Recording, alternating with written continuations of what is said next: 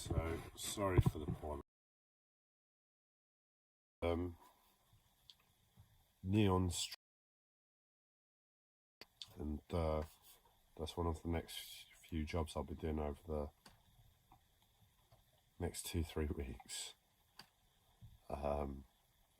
It's sitting next to me, and it's really hook up to the electrical system, and that should allow my face to hopefully be seen more. Not that I'm sure who wants to see my ugly mug, but it doesn't make great YouTubing, so I appreciate that. What it is, I'm sitting here now.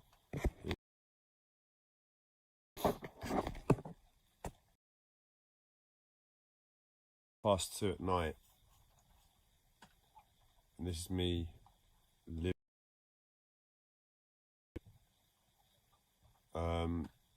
in getting myself back to health and functioning as much as possible.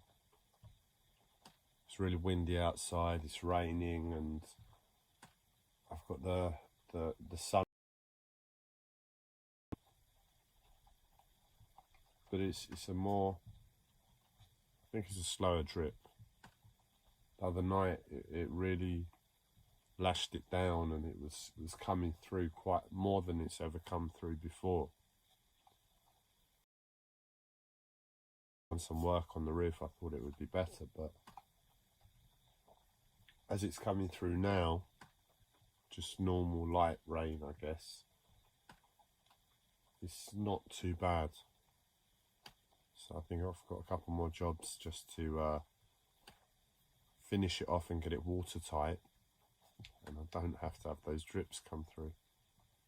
But what I thought is, because I'm in this place, and I've just been screaming, and I've been fighting my problems, and those problems are the same sort of thing now for a few years. So it's the same problem that activates me. It's my physical health that gets me in the first instance every time, and it's a hard place to find myself when I'm alone. It's a hard place to find myself when I'm a human.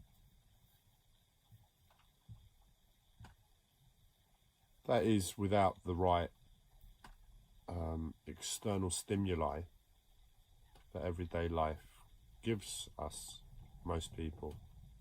In other words, I can fully see that if the circumstances of my life were different,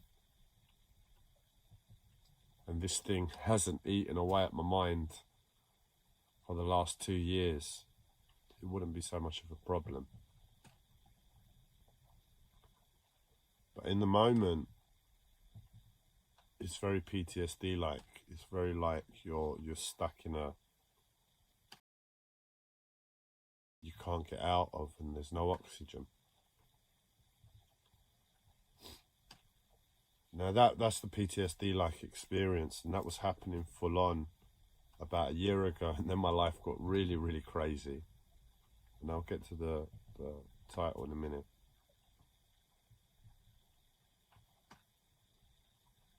And as my life got really, really crazy, I just sort of had to let the fight towards that situation go. And I have. And now I'm being asked to fight life again, because where life blew me out and I just totally disappeared. I know it might not be too visible on the live streams, but if you go by my tone of voice, where this croakiness set in, it's pretty much parallel to me being blown out. What I'm getting at is, at first I tried to all off naughty collective psychosis.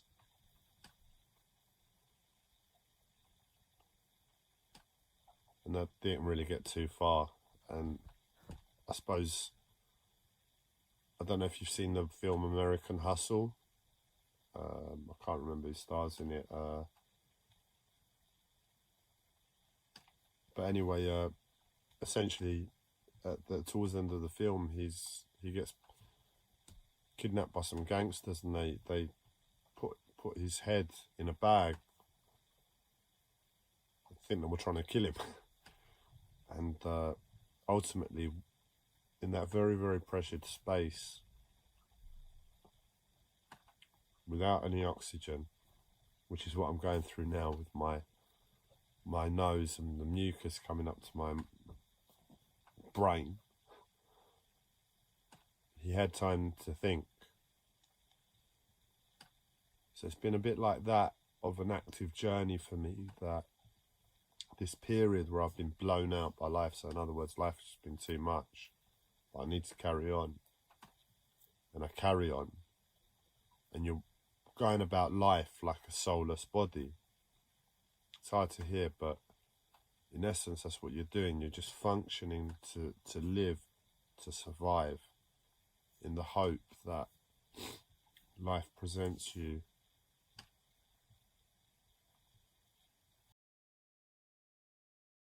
with healing. And to a certain extent, that's what's happened with me. And I've realised my head's in a bag, and I haven't been breathing. But it's like going to see the Minotaur.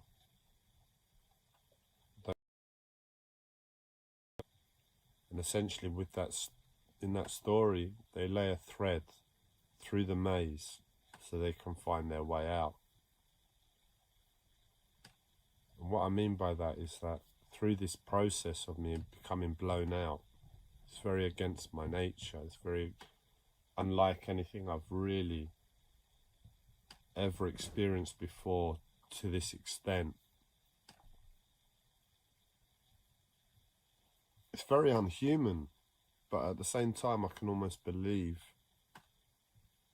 if we lived by nature, this would be a natural human process, and this will be the making of someone. In other words, what it's doing, it's removing a lot of my ego.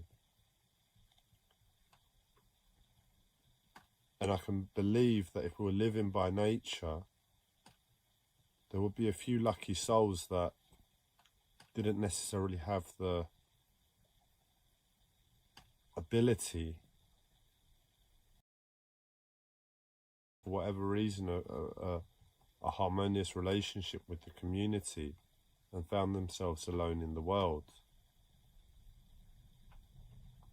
And for other reasons as well, you know, maybe the community had a mass, maybe they were wiped out by the Vikings or something, and you were wandering in the woods, and you come back and your village is gone and you're alone. For whatever reason, you find yourself alone in the world.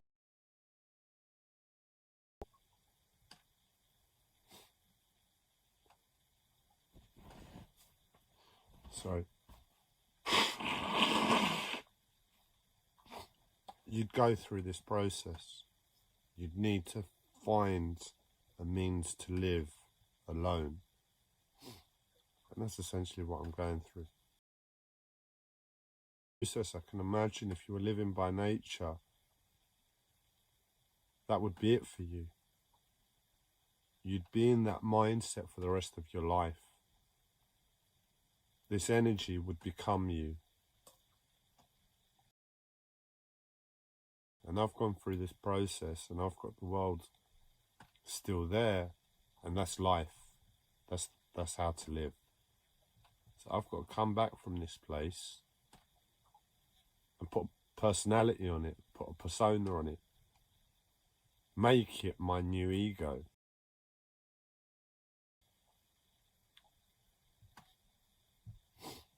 And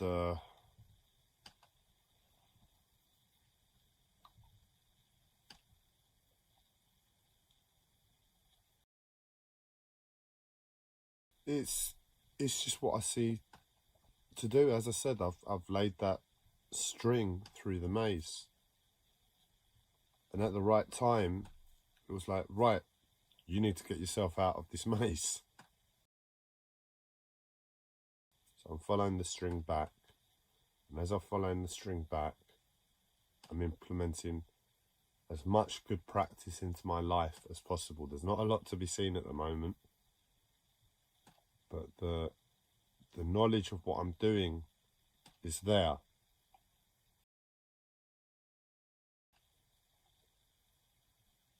So I'm going through this PTSD-like experience, and this is the most traumatic thing.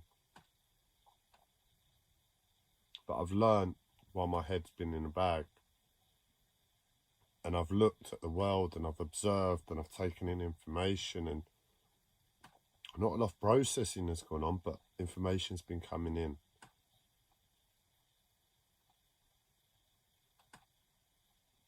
And now it's time to get myself out.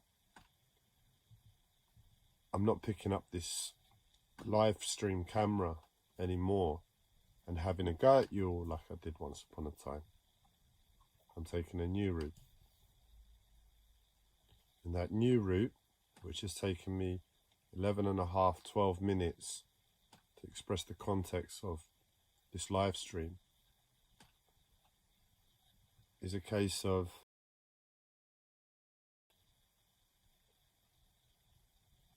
I'm of service to humanity. That is what I can only see in the present moment. Might not be forever, might not be for next week. But what's going to give me life is just doing what comes natural, has come natural for the past 20 years.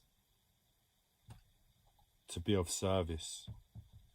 That's been there a lot longer, to be of service. But I've applied it to the world the last 20 years. That's where my love has been. That's where my focus has been. That's where my mind, soul has been in terms of achievement. Doing something for the world. And I was always of service.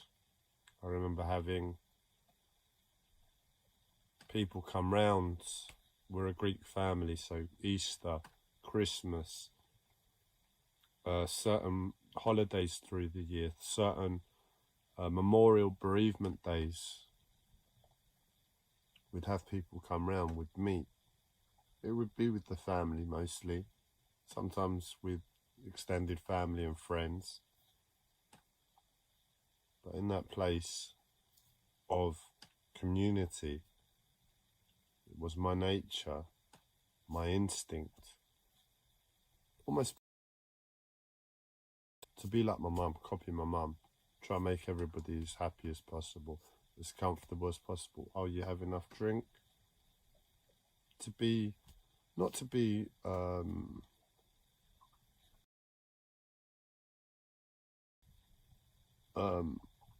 can I put it?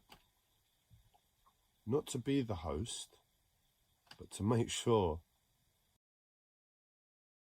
Bob was as easy as possible, was as successful as possible. And I just love to see people happy. You're in my home, you've come to my home to make you feel as comfortable as possible. And I just realised, you know, we're a Greek family as well. So we argued. We're emotional. We're unstable. And I never liked that energy. Why would the child like to sit in an energy of hostility? You'd much prefer to keep it amicable and happy. As long as everybody's happy, I'm happy because the energy's happy. And idiot adults aren't going to start arguing about the football, or idiot adults aren't going to start arguing about work and money and politics.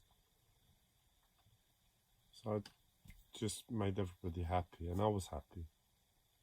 So it's been doing now. So maybe 11 and a half, 12 minutes has turned into 15, but what I'm getting at is instead of picking up the iPad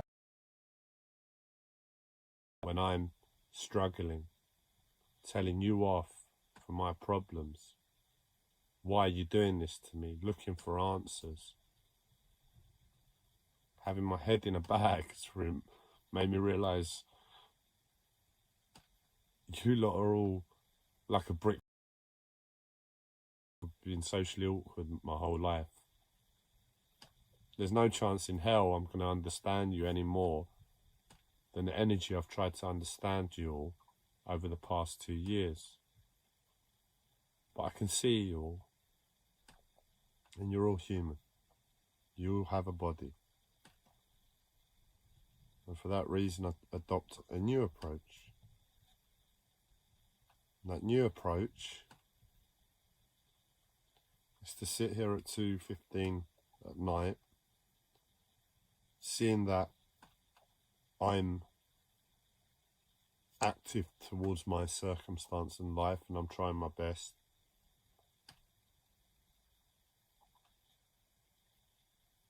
And to make a live stream to give, so that when you wake up on Sunday morning, you don't have me having a go at you. You have me giving something to you, something that you feeling maybe, or just insight to life. And it's nothing much, it's not a revelation, but it's just something that popped into my mind when I was thinking, well, what can I share? What can I give? That is my spiritual, the process I went through on a spiritual level, in terms of refining my communication. Now, I'm autistic, I'm socially awkward, in other words, I don't understand social the mindset of conversation. I don't really understand humanity in terms of this world. But I've got ideas about it. Now, I was bullied as a teenager, and by the time I found a group of friends that were good people, so we're talking about 16, 17, it really took a lot to raise myself out of my emotional state, to be present with people, to be able to communicate with people on the level they communicate, and really, what's the word I'm looking for? Not resonate, but when you build rapport. And it wasn't my cup of tea. I wasn't good at it. I was definitely not good at telling jokes. I remember it was like every time I came out with a joke, that's all I wanted to do, just have a laugh. And I'd try. There'd be a lot of pressure, and I tried to tell a joke.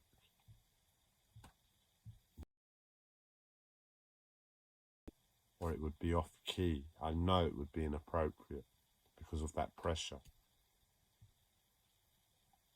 I was aware of that to myself. So what I used to do is just like, because I knew my friends, I knew they were good people, I knew they were pissed. But looking at the world, looking at my life, looking at my past, knowing the present moment and knowing the people, despite their egos and the put-downs that came across, that my friends were good people. I was very lucky to find that group of friends. I'd say the same thing. We weren't like normal people, we were like the in-betweeners, almost. It was like the in-betweeners, they're depicted as being a bit idiot. But we were very switched on. It was almost like I was brought up in London, a very, very multicultural school, and my group of friends were very, very multicultural.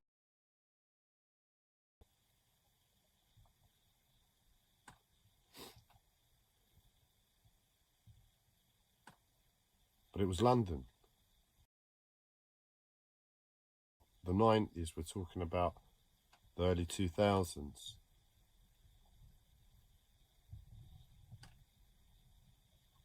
And London is rough, London is dense, London is dense, to say it better. And within that, you're not going to find hippies. Or if you do, they're going to look like, they're not going to look like hippies. They're going to look like normal people acting within the density and hiding their hippiness because there's nobody to share it with. But for all intensive purposes, me and my group of friends were those hippies. My friends would all smoke marijuana, I wouldn't. There'd be times when other drug misuse would come in between us. And other times it would just stay the baseline marijuana smoking circle between most of us.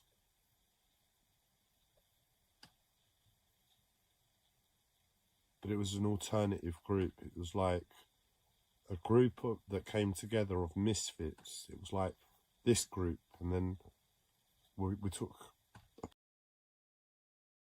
the group. And anyway, we formed ourselves by chance. And the course of events that we lived through as a group were very alternative, very hippie, very at the edge of the mainstream. Now,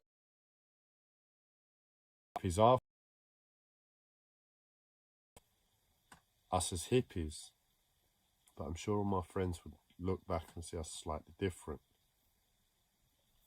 What I'm getting at is that in that place, the way I built rapport with people, the way I felt comfortable with my friends, despite my own problems, because I didn't have that ability to speak, was just to be quiet most of the time, not put myself out there, not make that joke that would likely be inappropriate, because I didn't know how to make jokes. And egos, I didn't understand the need to put people down. I didn't understand the need for a lot of the communication.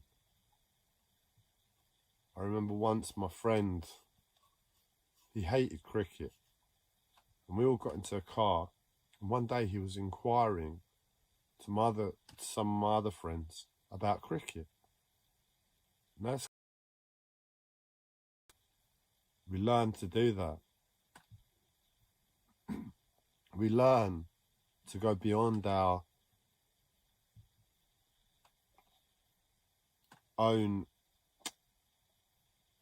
appreciation of the world and dislikes of the world, to just be kind to other people, to bring them out of wherever they are. Oh, okay, Alex. And I remember when that happened, I looked round at my friend and I thought, what are you doing? You don't like cricket. Why are you partaking within a conversation about cricket?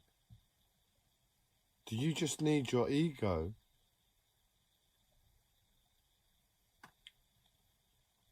to have that verbal connection? Do you need to be, what are you getting out of it? We weren't like that as a group of friends at that age, to offer that kindness to somebody else, to connect with somebody else, just for that. We were kids, old kids. But then again, I'm socially unaware, and maybe it was my friend who had an awareness beyond my own. It was just like getting in the car. Let's not talk about myself for once. Let's talk about what you like. That was so out of his character. It was just like, I had to see it as part of his character. Anyway, what I'm getting at is that after that was my mindset in my late teens. And with my family, I always felt like I could talk. I was always like myself because there was me, you know, they knew how I worked, they knew my mind, and I knew the family dynamics. So I always felt comfortable. Early 20s, and I got into spirituality. It was all about piracy back in those days, and I remember a course on Zen, an audiobook course on Zen by an American hypnotist, married to a red Indian lady. Good guy. I've been to a workshop of his, American. But in that audiobook that I downloaded illegally, that I stole, could have kind of came back to bite me in the bum. Because in that book, basically, one of the chapters, it talked about communication. It says, near enough, all communication ego.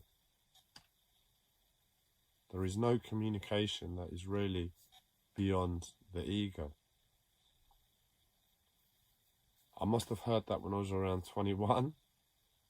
That sentence stopped me from speaking, truly being able to communicate, and really formed my, from then till now, and everything in between.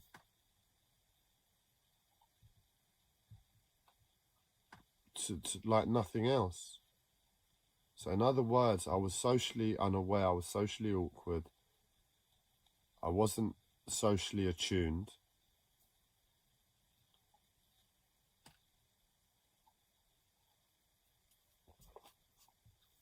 And I'd go to speak to people, and I realised that I didn't really understand. I didn't know if my jokes were going to be appropriate. And that thought would pop into my head that there is no, in terms of communication, that isn't ego. And that's when I was into spirituality. So it was like, okay, so the ego is a bad thing. And I was always a bit like that, even from the age when I was hanging around with my friends. I was always aware of the ego for some reason. Maybe it was my uncle. I said he's felt like a guardian angel to me since I was about 17.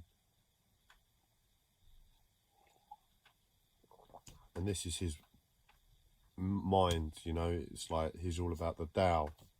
And the Tao is about ego. The Tao is about unconditional love and healing. And in those terms, it was like him sitting on my shoulder and me just feeling his energy. But as my early 20s came and pains from the past there into the world, every time I got out there, it was like I'd just stand there. Because in all honesty, what is there to say?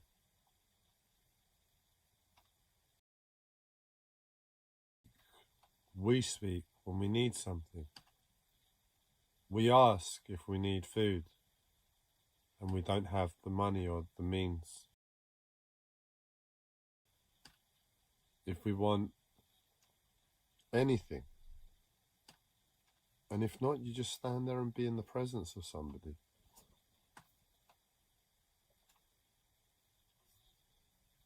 And that's essentially what took place. It was a slow beating me down over about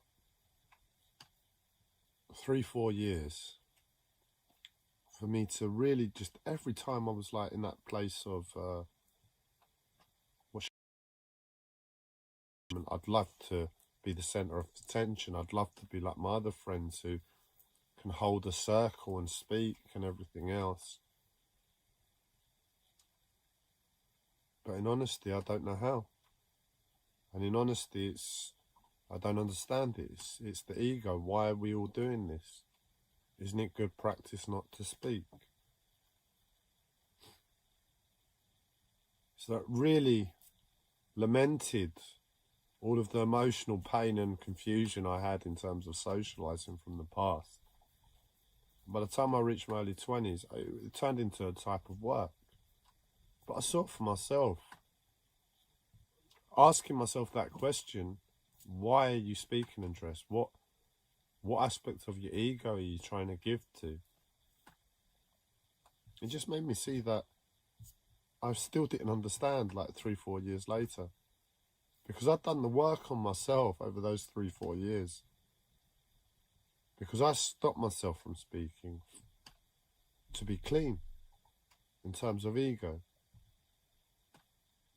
And at the end of it, I still wasn't able to really partake on a social level. So it was a real confusion as to the world. It didn't help.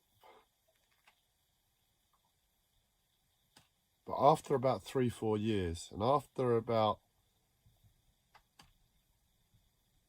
5 years of a mental health disorder when communication just wasn't at the top of the list anymore.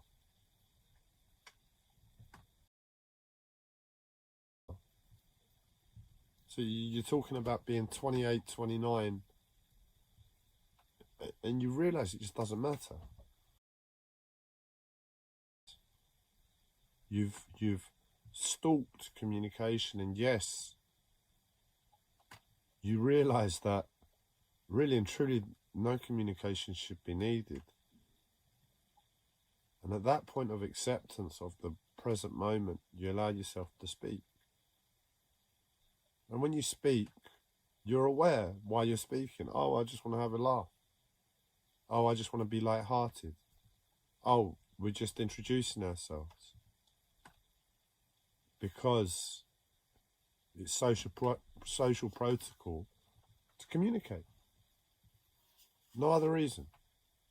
Because we've come together, and in our coming together, we're insane from our past, and we've got this thing of communication that I can't believe everybody gets in terms of an ego by the age of 20, if anybody. So obviously we must be all speaking from our own illness. To a certain extent. I mean, you don't... I say it with these words and it sounds really harsh, but it's just a situation, man. Look at the world. If you can't see the pain and the suffering in the world, turn this live stream off. Never come back to my channel. If you can see the injustices in the world, you realise the world isn't perfect. And a big part of, well, a part of that is communication. And you just accept it. It's not going to... With all the problems in the world, don't get stuck on properly. This is just like so insignificant to the real problems of the world. It's not where it's at in terms of healing. And again, you relax with communication. You begin to try and express because you just done the work twice, 3 times to know that no matter what comes out of my mouth now, I am not going to have a effing clue about why you speak. No matter what comes out of my mouth now, it's going to be purely ego. I've done the work in terms of my ego over those years of suppressing myself. And I'm happy to go all the way. But fuck, I'm 29 and I'm in the same place. What's the point? It is about the ego, and the way I'm communicating in terms of ego is my communication isn't good. My communication isn't perfect. And for that reason, you allow yourself to improve, almost like on an egotistical level, the application of speech. But it was hard to get myself out of it. I went to proper good speech. Well, I guess it was more the sound of my voice initially, because I was speaking through emotion and pain, and it was like I was speaking through a barrier, and the tone to my voice wasn't appropriate, and it was hard to speak, and that's how I began to deal with it.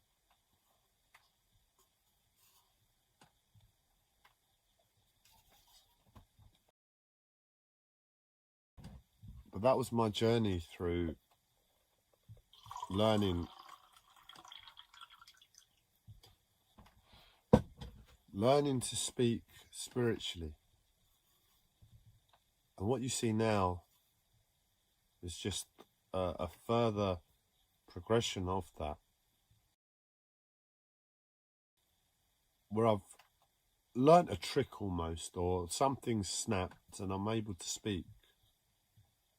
Cares of the ego in the first place have fallen away, and where they've fallen away and I find myself in the present moment, I'm no longer holding to them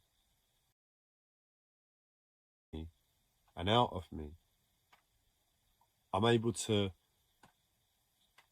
hold less of myself in everything I say.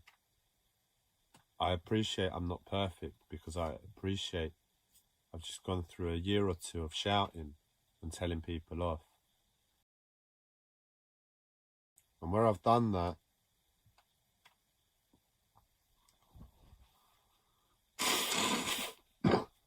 it's not the best means of communication. Keep it. Hopefully want to keep it calm, very simple, very to the point. You don't want to get there at all if you can. And I've been there, I was there for a year and a half, 2 years, and I didn't really get far. I would wish to continue with. So it's still a learning process for me. You're all teaching me on some level. I appreciate that. But in terms of the common, it's all a bit hush-hush, isn't it? This collective psychosis. You don't reveal yourselves. It's all a bit like the Essenes who come out, show their light and hide it again. Similar to Taoism.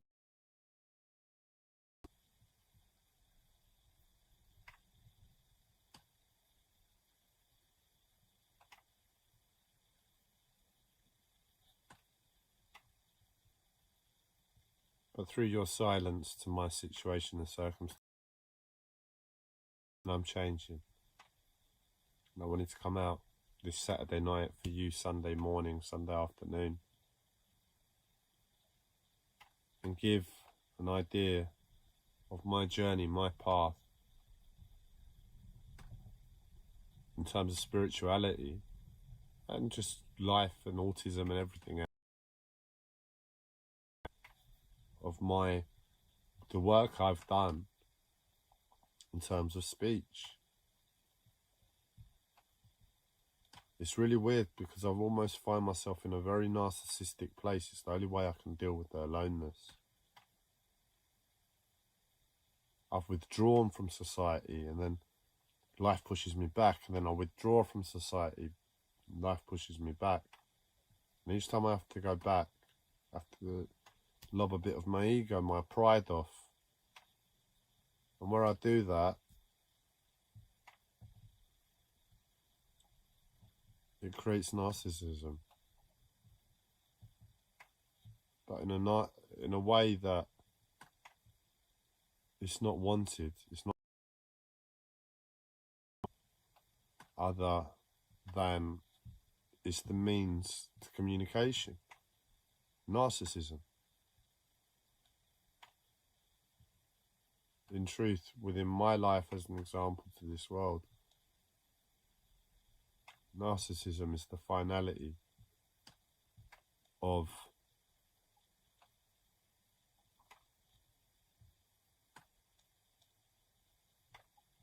I say finality is the big part of the path. So, if we're talking about spirituality, you never disconnect on an empathic level.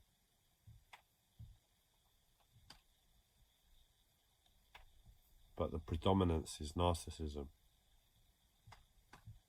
And it's not as bad as the word sounds. I really thought it was a bad word. I was always off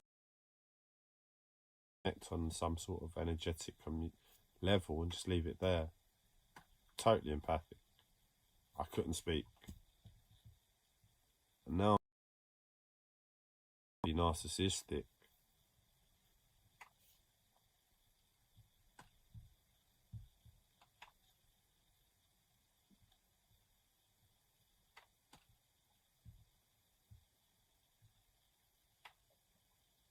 I accept something. The words terrifies me. But I speak with an awareness of my past and my life, my journey. Chance to take on a lot of work for yourselves, if you wish to, on a spiritual level. It's weird, nobody wants to work, but when you want it, you're willing to put the time in. The world is very much devoid of spirituality. If you want it, the trick is to ask yourself, or to remind, why am I speaking? Is this for the ego? And just to see that situation. It'll be frustrating. It'll stop you from speaking a lot of the time.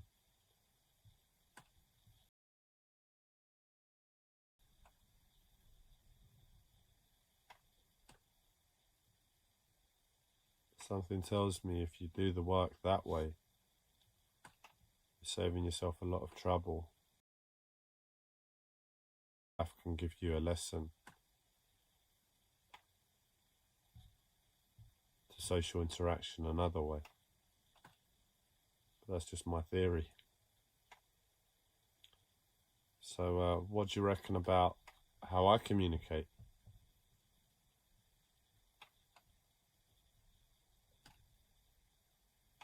Do I do it for my ego? And if I do it for my ego, on what aspect, on what level am I doing it for my ego for? If you can see that in me, which I'm putting out live streams, maybe that'll give you a clue to some people in this world. So I appreciate this isn't normal.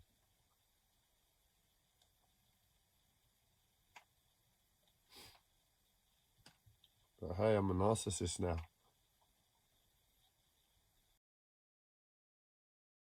Hope you have a restful Sunday. Don't take on this work unless you're in a place of any form of hunger for spirituality, because it's hard work. As I said, it's all about the ego. Every time you open your mouth, it's all about you. You might think you're doing it for other people, but if you rewind it to the crux, the birthplace, the why, a lot of the time, it's still going to be about you. And if you can never separate that, or if you're having trouble, it might be worthwhile. There's no need. Every time you open your mouth, it's about you. If you can just stomach that, see your narcissistic traits, and be okay with it, well, that's it. I need to do the work. Just rest in that. Hear that, how unpleasant it is to do the work, and get on with it. Trust.